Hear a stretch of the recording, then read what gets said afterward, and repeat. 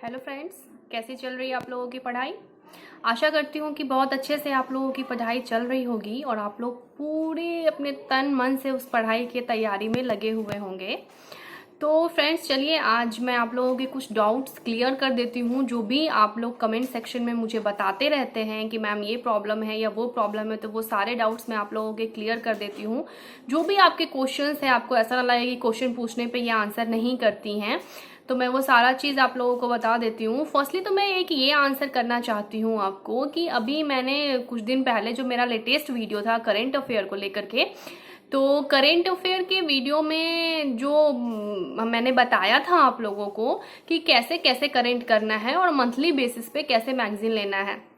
उसके बाद एक एस्पिरेंट का मेरे पास कमेंट में था कि क्या ईयरली मैगजीन लेने से नहीं हो जाएगा। तो देखिए, ईयरली मैगजीन आती है वार्षिकांक, और अर्धवार्षिकांक भी आती है हाफ ईयरली बेसिस पे, आप उसको भी ले सकते हैं।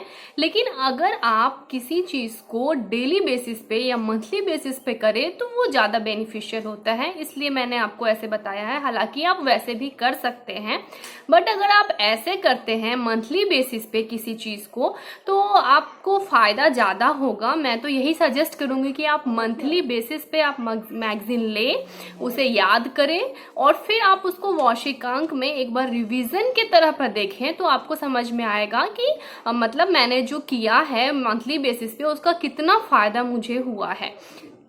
तो मेरा सजेशन यही रहेगा कि आप मंथली पे भी करें, उसके बाद आप अर्धवार्षिकांक और वार्षिकांक पे फोकस करें। तो चलिए, ये तो मुझे लगता है कि आपका डाउट क्लियर हो गया होगा। और प्रतियोगिता दर्पण ही ज़रूरी नहीं है, आप कोई भी दूसरा मैगजीन भी ले सकते हैं। कुछ लोगों ने पूछा है कि क्या दृष्टि का मैगजीन अच्छा होता है या कुछ भी, तो आपकी जो इच्छा है, जो भी मंथली मैगजीन आप कैरी करते हैं कीजिए।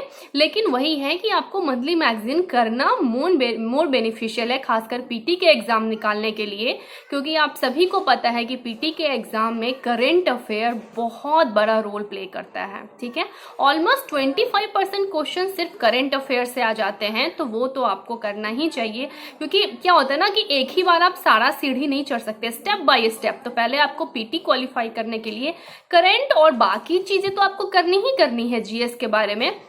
अच्छा, मैं ये भी बता दूं कि जीएस को लेकर के बहुत सारे लोगों को डाउट है कि वो कैसे पढ़ें, लूसेंट कैसे पढ़ें, या जो स्पीडी का बुक है वो कैसे पढ़ें। तो फिर मैं उसके ऊपर भी अलग अलग वीडियोस लेकर के आऊंगी। जैसे मैंने प्रतियोगिता दर्पण के बारे में मैंने क्लियर करा है कि कैसे पढ़ना है, क्या छोड़ना है, उसी तरीके से मैं उसका वीडियोस भी लेकर के आऊंगी। तो आप उसको देख करके अच्छे से पढ़ाई कर सकते हैं। मैं कोशिश करूंगी कि बहुत जल्द मैं उसका भी वीडियो लेकर के आ जाऊं। अच्छा, एक क्वेश्चन बहुत ज़्यादा है, जो भी आप लोगों ने बुक लिस्ट देखा होगा तो हो सकता है उसको देख करके प्रॉब्लम हुआ होगा। तो उसमें ये क्वेश्चंस है कि क्या स्पीडी इंग्लिश में नहीं आता या घटना चक्र की बुक्स हैं वो इंग्लिश में नहीं आती हैं। तो देखिए, घटना चक्र की बुक्स तो इंग्लिश में आती है, हालांकि मेरे पास तो सारा कलेक्शन हिंदी में ही है, लेकिन घटना चक्र की बुक्स इंग्लिश में आती हैं। आप किसी स्टोर से भी या ऑनलाइन भी परचेज कर सकते हैं। लेकिन स्पीडी के बारे में मुझे कहीं पता नहीं चला है कि क्या स्पीडी इंग्लिश में आती है या नहीं आती है, तो आप अपने स्तर से एक बार पता कर लें इस चीज को। मुझे अभी तक स्पीडी इंग्लिश में नहीं दिखा है, आप हिंदी में कर सकते हैं। अब देखिए, बात ये है कि जो स्टूडेंट्स ये सोचते हैं कि वो इंग्लिश मीडियम के हैं, तो मैं आपको क्लियर कर दूं कि मैं भी एक इंग्लिश मीडियम ही स्टूडेंट रही हूं। लेकिन चूंकि बिहार में तैयारी करते करते और खासकर स्टेट गवर्नमेंट की तैयारी करते करते यहाँ पे पटना में भी जितने इंस्टीट्यूट्स हैं या जो कुछ भी हैं, तो सब लोग हिंदी मीडियम को ज़्यादा प्रेफर करते हैं। क्योंकि मोस्ट ऑफ द स्टूडेंट्स क्या होते हैं, बिहार से हिंदी मीडियम में ही तैयारी के लिए आते हैं, तो ज़्यादातर वही किया जाता है। तो मैंने खुद अपने आप को ढाल करके सब कुछ हिंदी में करना शुरू किया, क्योंकि बुक्स के मटेरियल्स और बाकी चीज़ें भी थी वो ज़्यादातर हिंदी में ईजिली अवेलेबल हो जाती थी।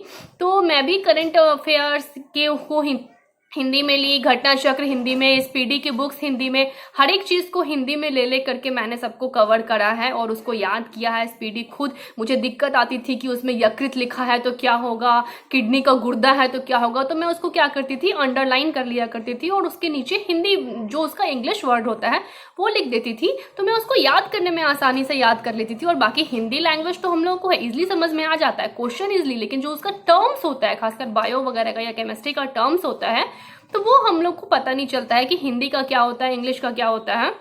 अब इंटेस्टाइन का कुछ लिखा रहता है, आमाशय, तो फिर वो सब पता नहीं क्या क्या, तो वो मैं क्या करती थी डिक्शनरी से खोज करके और स्पीडी के ही बुक में मैं उसको अंडरलाइन करके एंड देन उसका इंग्लिश वहीं पे लिख देती थी। मेरा पूरा स्पीडी बुक यही कलरफुल किया हुआ है जो मैं उसको याद करती थी, क्योंकि मुझे पता है कि मैंने बहुत सारे एग्जाम्स भी दिए हैं और मुझे पता है कि एक बार स्पीडी का साइंस कर लेने से, कहीं से भी स्पीडी के साइंस आप कर लेते हैं तो फिर उससे नंबर ऑफ क्वेश्चंस छूटने के जो चांसेस होते हैं वो बहुत कम हो जाते हैं। बहुत लार्ज अमाउंट में वो क्वेश्चन आपके कैरी करता है स्पीडी, एक बार उसको याद कर लेते हैं।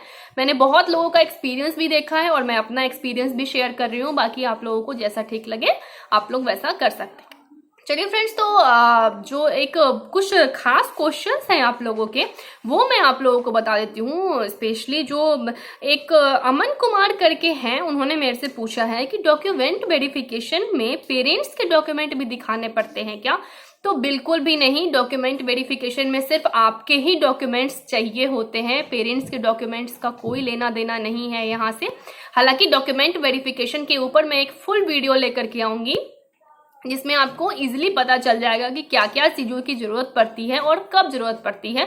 तो उसके लिए आप अभी टेंशन ना लें, अभी आपका पीटी मेंस के बाद ही डॉक्यूमेंट वेरिफिकेशन का कोई बात आता है और उसमें पेरेंट्स का डॉक्यूमेंट वेरिफिकेशन की कोई ज़रूरत नहीं होती है। उसमें सिर्फ और सिर्फ आपसे जुड़ी हुई चीज़ें ही वेरीफाई करवाई जाती हैं, या आपका मार्कशीट हो या सर्टिफिकेट हो, जो कुछ भी हो। ठीक है, चलिए अब ये तो हो गया। एक क्वेश्चंस जो मेरे कमेंट सेक्शन में बहुत ज़्यादा आते हैं कि क्या एसआई का जो एग्ज़ाम होता है उसमें सिलेक्शन जेन्युइन होता है या कुछ अलग से कुछ चीज़ें होती है जो अनवांटेड होती हैं। देखिए फ्रेंड्स, मुझे तो यही पता है कि सिलेक्शन जेन्युइन होता है।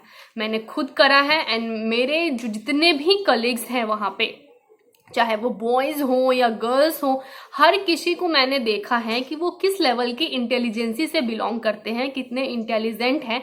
तो आप ये बिल्कुल भी ना सोचें कि आपका मेहनत काम नहीं आएगा, आपका मेहनत ज़रूर निखर के आएगा, मेरिट आपका ही बनेगा। ये सोच के चले। ये अनवांटेड चीज़ें आप लोग अपने दिमाग में लाएं ही मत कि ऐसा होता है वैसा होता है।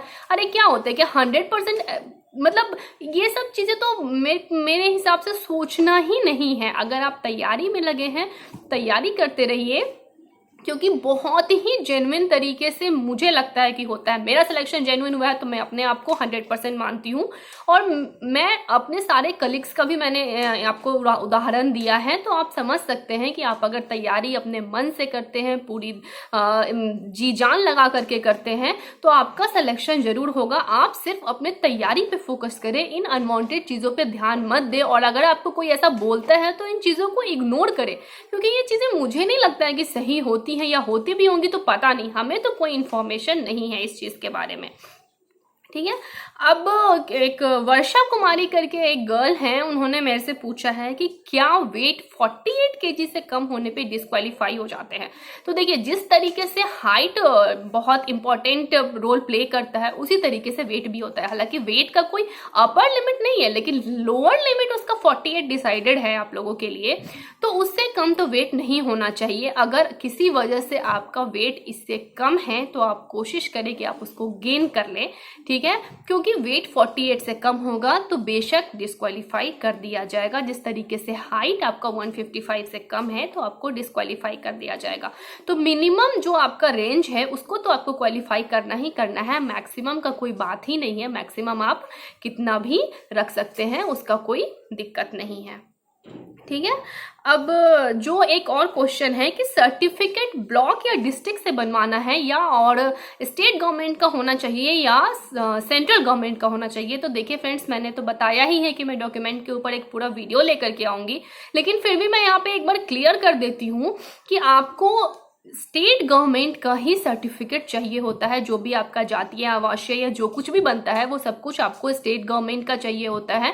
सेंट्रल गवर्नमेंट का वो नहीं लेते हैं। अगर आपने जमा कर भी दिया है तो वो बाद में आपको बुला करके आपसे स्टेट गवर्नमेंट का ही सर्टिफिकेट मांगते हैं। अब बात रही कि क्या ब्लॉक से बनवाना है या डिस्ट्रिक्ट से बनवाना है, तो आपको जहां से सुविधा है आप बनवा सकते हैं। उसका कोई दिक्कत नहीं है कि ब्लॉक का गलत होगा या डिस्ट्रिक्ट का ज़्यादा अच्छा होगा। आपको सुविधा है, आप बनवा सकते हैं। आप डिस्ट्रिक्ट का भी बनवा सकते हैं, वो बहुत अच्छा है। अगर आप नहीं बनवा सकते हैं तो आप ब्लॉक से भी बनवा लीजिए, कोई दिक्कत नहीं है, लेकिन स्टेट गवर्नमेंट का ही सर्टिफिकेट लिया जाता है। ठीक है फ्रेंड्स, तो मुझे लगता है कि ये सब चीज़ें मैंने आप लोगों की क्लियर कर दी हैं। और तैयारी में आप लोग अपने तन मन धन से लगे रहिए, उसके लिए कुछ मत सोचिए। बाकी जो भी आपके डाउट्स होंगे वो सब मैं आपका धीरे धीरे क्लियर करती रहूँगी। ठीक है, तो मुझे लगता है कि आज के लिए इतना ही इन्फॉर्मेशन आप लोगों के लिए मैं दे पाऊँगी। हालांकि शेड्यूल बहुत बिजी होता है, तो बहुत टाइम निकाल के या कुछ वैसा सोच करके मुझे फिर वीडियो बनाने पड़ते हैं आप लोगों के लिए। तो आप सोच ही सकते हैं कि एक बार जॉब में आने के बाद, खासकर जो हमारा ये वाला जॉब है और हमारी ट्रेनिंग भी ऑनलाइन क्लासेस की चल ही रही हैं, तो उसमें थोड़ा सा मुश्किल हो जाता है। बट फिर भी मैं आपके सारे क्वेश्चंस के आंसर्स मैं देती ही रहूँगी। और जो भी आपका बुक लिस्ट आप लोगों को चाहिए, तो मैं वो बहुत जल्दी आप लोगों को प्रोवाइड, तो मैंने बुक लिस्ट कर ही दिया, लेकिन उसको पढ़े कैसे, उसके ऊपर भी मैं बहुत जल्द वीडियो लेकर के आती हूँ। चलिए फ्रेंड्स, आज के लिए इतना ही। ओके, आप लोग अच्छे से अपनी पढ़ाई पे ध्यान दें, अच्छे से पढ़ाई करें और अनवांटेड चीज़ों को प्लीज़ इग्नोर करें, उसको अपने पास नहीं आने दें, क्योंकि वो आपको जहाँ तक है लॉस ही देगा, फ़ायदा तो कतई नहीं देने वाला है। Okay friends.